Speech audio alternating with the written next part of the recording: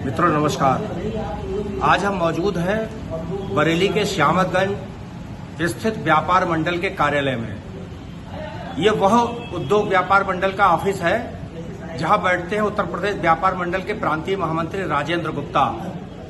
इस व्यापार मंडल के अधीनस्थ उत्तर प्रदेश के करीब 2.5 करोड़ व्यापारी बताए जुड़े हुए हैं। बहुत इकाइयां हैं, विभिन्न इकाइयों से बहुत सारे सदस्य हैं, लेकिन आज इस व्यापार मंडल में एक नई इकाई बनी है।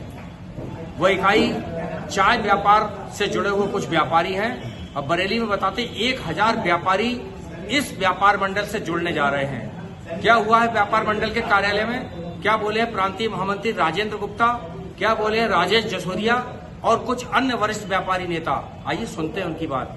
जुड़े रहिए हमारे साथ, देखते रहिए हमारी खास रिपोर्ट। दर्शकों, आज हम पहुंचे हैं उत्तर प्रदेश उद्योग व्यापार मंडल के बरेली स्थित मुख्यालय पर, यानी व्यापारी नेताओं के बीच हम पहुंचे हैं। और यहां पर देख रहे हो दुर्गेश खटवानी जी मौजूद हैं, मनमोहन सब्बरवाल जी, समित जी और भी कुछ नए चेहरे आप कार्यालय के अंदर देख रहे होंगे।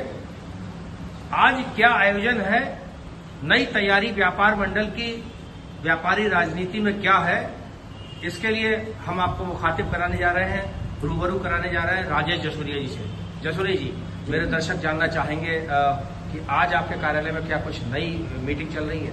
देखिए, व्यापार मंडल का हमेशा से उद्देश्य रहा है कि किस प्रकार हम व्यापारिक गतिविधियों में गति दें, और हमारे प्रांतीय महामंत्री आदरणीय राजेंद्र गुप्ता जी का हमेशा, जब भी हम लोग 5 साल में वोट डालते हैं, सरकार का गठन करते हैं, तो जिस प्रकार सरकार की तैयारियां होती हैं उसी प्रकार हमारे व्यापार मंडल ने भी तैयारी की है कि आगामी 5 वर्ष का हमारा कार्यक्रम स्वावलंबन को बढ़ावा देने के लिए होगा, और इसके लिए हम स्वरोजगार पे ज़्यादा से ज़्यादा फोकस करेंगे।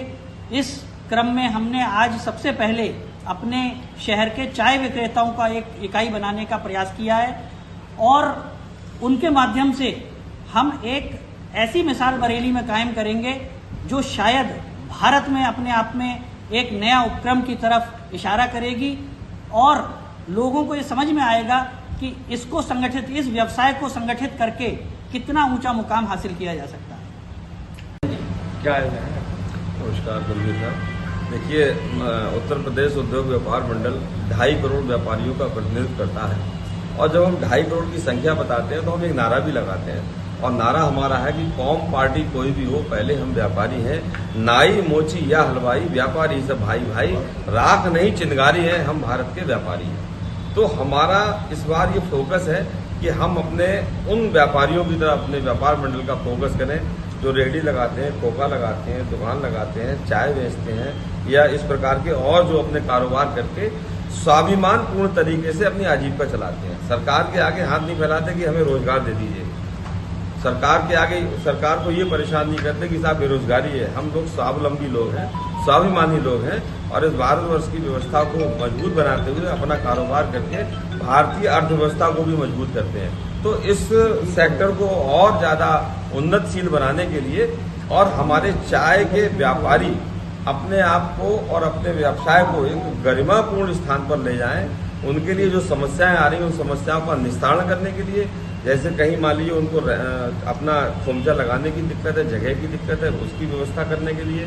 कहीं उनको व्यवसाय में कोई पैसे की कमी आ रही है, उनको कोई ऋण व्यवस्था कराने के लिए, या और किसी भी प्रकार की सहायता के लिए व्यापार मंडल ने तय कर लिया है। और हम लोग शायद उत्तर प्रदेश में पहली बरेली में चाय एसोसिएशन बनाने जा रहे हैं, और आज उसका हम गठन करेंगे, उसके लिए हमने तैयारियां की। ये चाय का व्यवसाय, चाय के हमने व्यापारियों को ही आमंत्रित किया है और ये इन लोगों को बुलाया है। ये चाय का जो उत्पन्न हुआ, ये चीन से, चाइना से शुरू हुई थी चाय, और आज भी वो मुझे समय ध्यान है जब मैं 50 साल पहले गवर्नमेंट स्कूल में पढ़ता था, 6th और 7th क्लास में था, वहाँ चावला के पास एक गाड़ी लगती थी, और रुकते रुको रुको रुको, क्या है भाई, चाय पी लो भाई, चाय हमें पता नहीं चाय पिए, आपके को पैसे नहीं आ रहे, वो चाय पिलाते एक एक कप में इतने, वो हल्के हल्के आदत पड़ गई, और घर पे आके फिर वो चाय पीना शुरू कर दी।